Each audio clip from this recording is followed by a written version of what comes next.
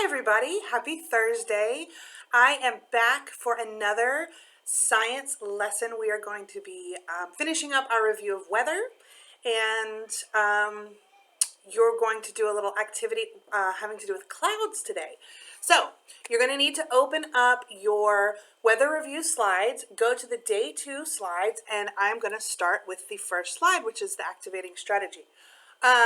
Earlier in the week, we reviewed weather, and we really worked on remembering how weather is different than climate. And weather is what's happening right now outside with the air pressure, the temperature, the wind, the clouds, whereas climate is the typical, the expected temperature patterns, average temperatures or average rainfalls in a certain area that has been determined with many years of data that's been collected. We talked about the tools that meteorologists use to help them to predict weather, and we talked about the things that make up weather are the condition of the air outside, the air pressure, the temperature, the cloud cover, the wind speed, and the rainfall or other precipitation. All right, click down to your first mini lesson slide. Weather can change very quickly, and this is one reason that weather can be difficult to predict. But when a cold front or a warm front passes through, it causes changes to the weather. And if you remember back, another tool that meteorologists use to help them predict weather is weather maps. And you can see the weather map here, and we learned about all the symbols that are on the weather map, and you see the red L's, those are low pressure, the blue H's are high pressure, and when the air pressure changes, that is when the weather changes, and the bigger the change is, the bigger the change in weather. So I don't know about you, where you are, but yesterday at my house, it was so sunny in the morning, not a cloud in the sky, and then all of a sudden, all of these dark clouds rolled in really fast. It started raining, and then a little bit later, it was blue sky with big puffy clouds. We're going to talk about what type of clouds those were in just a minute.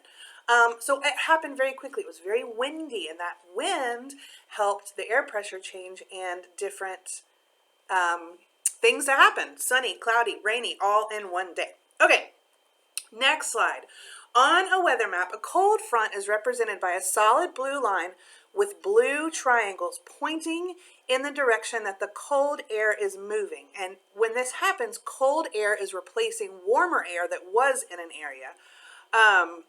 When we have these in our country, they typically move from the northwest to the southeast. And you can see the little blue line with the triangles, and that is what is on a weather map when we are having a cold front. All right, during a cold front, air pressure rises, winds change, temperature decreases, and humidity decreases. Okay? Next slide. On a weather map, a solid red line with these little red half circles, that represents a warm front.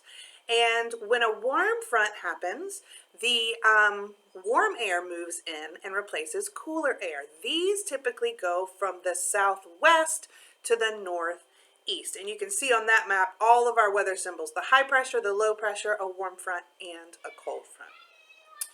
Okay, so during a warm front, warm air passes over an area, air pressure rises, temperature and humidity increase, and a slight wind shift occurs. Okay, on your next slide, we're going to go through clouds, and this is what you're going to be working on in your activity today. So pay attention to these slides, and you might want to go back and review them while you're doing your task in a little bit if you need to look back. So clouds, observing clouds is another way that meteorologists can predict weather. Different cloud types are associated with different types of weather. And I'm pretty sure I saw more than one cloud type yesterday at my house.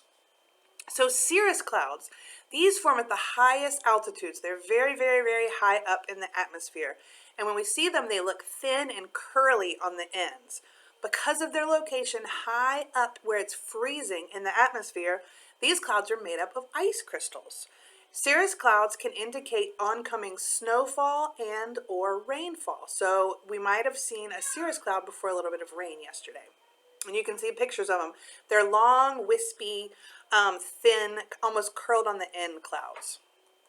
Okay, on the next slide, you'll see Stratus clouds. This almost looks like a blanket of clouds that covers the sky.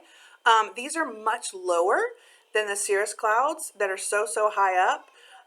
These indicate heavy rain or heavy snow if the temperature is cold enough. And you can see in the pictures, they just look like the whole cloud is covered by a blanket of kind of almost flat looking clouds. Okay, these are my favorite. On the next slide, cumulus clouds. These are the beautiful big poofy clouds, and they are formed in the atmosphere between cirrus and stratus. They look very puffy, and they usually mean that the weather is fair, not too hot, not too cold, not going to be stormy. But sometimes they can form really quickly in the summertime because there's so much humidity. And when that happens, they could be associated with thunderstorms, okay? So those are the 3 types of clouds. Now, for your task today, you'll see it on the next slide. You're going to imagine that you are on a trip to anywhere in the world you can think of. Maybe it's the beach, maybe it's the mountains, maybe it's Hawaii, maybe it's Alaska, anywhere you can think of, okay? So you're going to pretend that you're in this place and you're going to look up in your pretend vacation and you're going to notice the clouds. Now, you can be creative and pick any kind of cloud because anywhere in the world can have any of these clouds. But you might want to think about what you would expect, what the climate might be in that location in order to choose your clouds. So then you're going to draw a picture of you or just this place or you in this place with the clouds in your picture. So your clouds we need to be able to tell which kind of cloud you are drawing. You might want to label it if you think that would help. Then after you draw the picture, you're going to write a paragraph and you're going to describe the kind of clouds that are in your picture, and you're going to describe how those clouds and the weather that's associated with those clouds affected your trip, okay? So be creative. You could even draw more than one picture if you want. And the next 2 slides have pictures, examples. The second one is not an example of the paragraph that needs to go with it. It's just an example of a picture. And it's a really good cloud picture, but if you do something like that, you want to be really specific in your paragraph, telling your teacher where you would go in your vacation and what was happening because of those clouds. Okay? So you're going to take a picture of your drawing and text it, dojo it, upload it, however your teacher asks you to do it so that they can see your great work. Okay? So we've had fun reviewing weather this week. Next week is going to be our last week of science for the whole year of 4th grade. We're going to do some work with the Earth and Moon, and I'm excited to teach you or review that with you next week. Have a great weekend. We are so proud of you. Keep up the good work. You guys are almost at the end of digital learning. All right, guys, see you later. Bye.